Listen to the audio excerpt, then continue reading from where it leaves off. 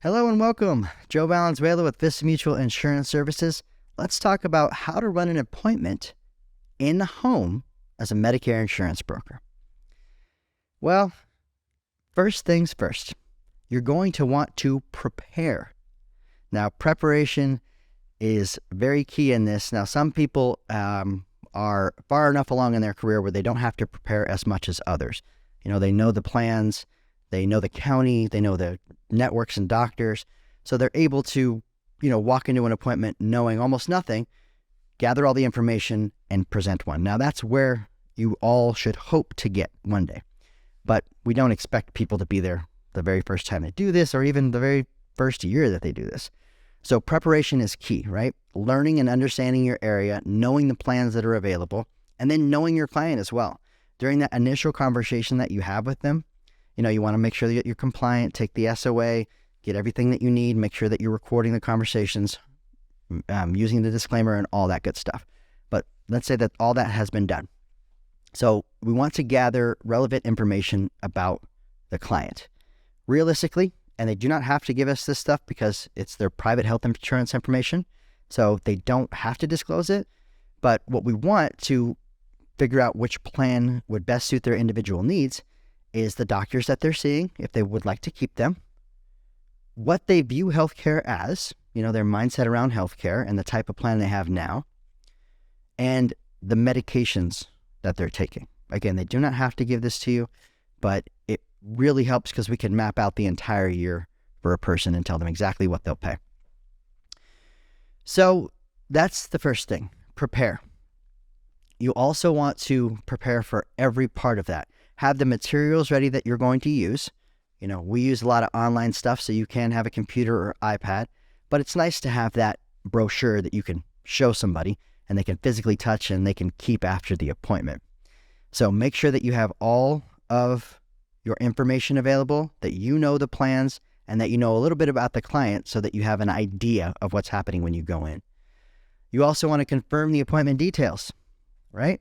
Make sure that you know exactly where you're meeting, when you're meeting, and you want to show up early to that meeting. I usually say about 15 minutes early.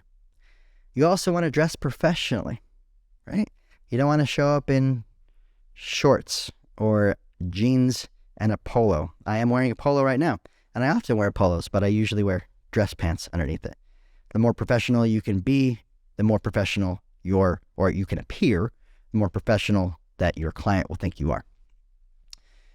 So when you walk in to an appointment, you knock on the door, you hit the doorbell or whatever, and the door opens, you need to be observant. You'll want to be scanning everything so that you can find something to connect. For example, if they have a dog, and maybe you don't like dogs even, or you don't like cats, you're never going to say that. You're going to invite that dog right onto your lap or that cat right onto your lap. You're going to say that it's cute and play with it a little bit. It just shows that you're an easygoing person that, isn't really tripped up by small things. So you want to build rapport. If you see a 49ers thing on the wall or a Raiders thing on the wall or a Giants thing on the wall, and that's not your team, that's okay. Say, hey, looks like you chose the wrong team. Nobody's perfect. Open up that dialogue so it's not really a sales meeting. You want to get their defenses down. When anybody is sold anything and you get into a sales conversation, your defenses go up. Nobody wants to be sold. Really what our job is to educate someone on the options available and allow them to make a decision.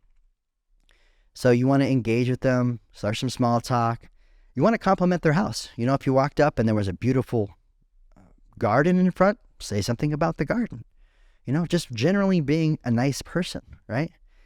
And we also want to ask open-ended questions to help understand their needs and concerns, right? We sit down and say, well, what kind of health insurance plan do you have now? What do you like about it? Do you want to stick with your current doctors, or is this something that if a plan brought you more value, that you'd be willing to change those providers? So we just need to ask questions and listen to the answers. We are experts in our field, so we know a lot of information, and sometimes when that happens, we like to share a lot of information. And this can sometimes be unhelpful for a client because they can get inundated and overwhelmed with all the information that we're giving them. So ask questions and then listen. They'll always tell you what they need, okay? Now, we want to have a small presentation on Medicare, especially if this is someone that's first coming on to Medicare for the very first time and they're not even aware of the solution that they need or the problem that they have, right? We want to use the PASS framework. The problem, we show them the problem, we agitate the problem, and then immediately provide a solution. A lot of times in the Medicare world, or insurance in general, people don't understand the problem that they have.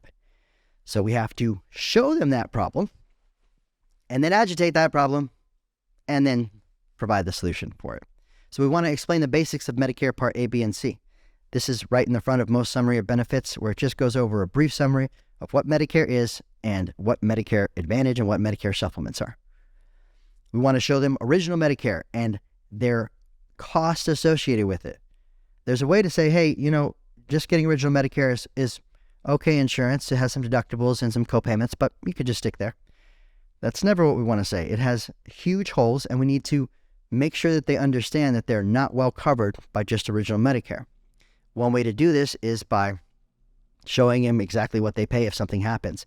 And what we want to do with this is we want to put them into the scenario, right? If we're talking about a doctor's office visit or a emergency room visit or a hospital stay, we want to show the client by telling them, by putting them in the story, hey, so if you have just original Medicare and you were to go into the hospital, on day one, they're going to charge you $1,600. I bet you didn't just know that. And they probably didn't because they're, again, overwhelmed with information. Now, if you stayed in the hospital for longer than 60 days, you're going to get charged a per day coinsurance. And on day 90, that doubles. So at about 150 days in the hospital, you're going to spend about $40,000 out of your pocket if you just had original Medicare. Now, if they don't know that, then they don't know their problem. I showed them their problem, I agitated their problem, and now I can provide that solution. Well, that's exactly why people get these other insurances that we're going to talk about, so they can ensure that they don't have to pay these values, right? We want to highlight the benefits and the drawbacks of each option that we're presenting as well. We want to show them what a Medicare Advantage plan is, how it works, what the cost is, and the same thing with the Medicare supplement, what it is, what the cost is, and how it works, and with Part D. And if we find that a person is leaning one way or the other, and how you do this is very simple. After you're into the initial consultation and you've gone over the different types of options without getting into plan specifics first, or maybe even just a little bit, we can ask a question. Knowing what you know now, which way are you leaning more? And then that will push your conversation to where it needs to go. So knowing what you know now, which way are you leaning more? And people have a pretty good idea. They want to ask questions. So people have usually after about 5 minutes or so, they're going to know which way they want to go. All right. We really want to encourage our clients to ask questions throughout the appointment. It's a conversation. It's not a presentation. We do presentations too, but when we're in home, we're having a consultation. It's a conversation. It's a back and forth. We will also want to address any misconceptions or concerns that they might have. Right? Insurance, and especially Medicare insurance, can be very confusing. So oftentimes people will have preconceived notions about what things are that just aren't true. And we just want to address those and make sure that they understand what is the truth. We want to also use simple language and not use a lot of jargon or acronyms, or if you're going to use an acronym, make sure that you spell it out beforehand. Sometimes we just get wrapped up in, hey, we're insurance professionals, we know insurance really well, and use a bunch of acronyms that the client may have no idea what we're talking about.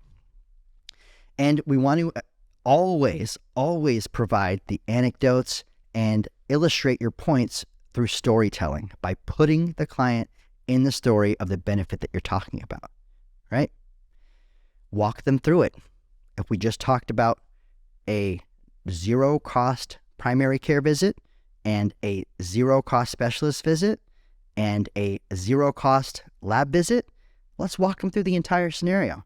hey, so when you have this plan, assuming the sale, when you get this plan next month and you go into your primary doctor, you'll pay nothing. And if he or she sends you over to the lab, look, the lab fees are zero. And then after that, if you have to go in to see a specialist, that specialist is also zero. So the things that you normally do on this plan, or even if you have a bad day, you're not going to have a lot of copayments to come out. Walking them through that scenario and putting them in the story gives you two things. You're assuming the sale for them. They're already thinking, when I have this plan, this is what I'm going to do. And you're showing them step by step how they're not going to be affected much by the small copayments on this plan. And we also want to emphasize that the plan that your neighbor has, the plan that your spouse has, the plan that your brother has may not be the right plan for you. These are very individual plans with individual needs for each person. So the plan that's right for someone else may not be the right one for you. It may be, let's explore that, but make sure that you know that these are very individual and healthcare is very personal. Now, during these appointments, we must adhere to all Medicare marketing guidelines. We can't use plan materials that are not approved by the plan, that do not have a CMS number on the bottom of them. We can't, compare things off a spreadsheet that we created. No, we have to understand the regulations and then adhere to them at every point. Now, when closing your appointment, if you've done all this correctly, your appointment will close itself. If you've explained things in an easy to understand manner, you've given them all the options, shown them all the choices, there's not really a reason for them not to go with you. But you also want to summarize the main points. You want to summarize what they needed, what they came up with as the most important things for them, and then how the plans meet those needs in different ways. We also want to offer our assistance to enroll. That's one of the hardest parts of doing this. Once you've made your decision, now I have to fill out all this paperwork and do all this stuff. No, in about 10 to 15 minutes, we can do things completely electronically and get you on the plan without having to fill out any paperwork. We want to ask for the sale. If we haven't necessarily gotten to the point where they're just asking us to buy, then we want to ask for the sale. And it's very simple to do that. The words I use are, in order to move forward, all we have to do is fill out this application. That's it. That's asking for the sale. And you'd be surprised how many salespeople do not do that. We also want to summarize the entire plan. If they, really locked in on one plan, we want to go over all the key points of that plan really quickly again, and the cost that they're paying for it, so they get it clear in their mind. When we do an appointment, we go through a lot of information. So usually people only retain about 30% of it or so. But that's why we're here to service them afterwards. They can always call us for questions. But that's why we want to summarize at the end, just to recap everything that we've gone over, and also recapping their next steps. Letting them know that after this application has been filled out, you're going to get your welcome kit in 7 to 10 days. If you don't have an appointment currently set up with your primary care physician, that is something that you're going to want to do right away, especially if you're establishing new care as a new patient. And you want to thank the client, leave all of your contact information, and also let them know that if there's any other people in their world that have Medicare insurance that they think that you could help, let them know about you. This doesn't happen that often either, but I think that every person should do this at every appointment. We want to help as many people as possible, and that's what makes our business run. And the best way to get those types of things going is referrals.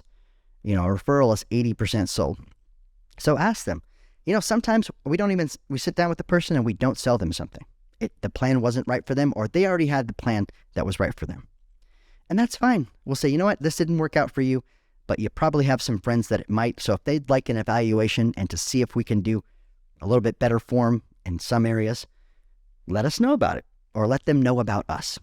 We don't ask for their contact information. We don't get their email addresses, anything like that. We give them an extra card to give to their friends. And this will just allow your business to grow exponentially. After you've thanked the client, given all your contact information, told them their next steps, when you leave the home, you're going to want us to set up about a 15-day call. 15 days after the appointment, you're going to want to make a call. This call is to ensure that they've received their welcome kit, go over any questions that they have, and sure up anything that they need to do on their side in order to make a smooth transition onto their new insurance plan. These are just the basics of how to run an appointment. There are nuances between all of this, and we'll get into more information on what those nuances look like and the techniques that we use to help people understand this information and then go with you as an agent.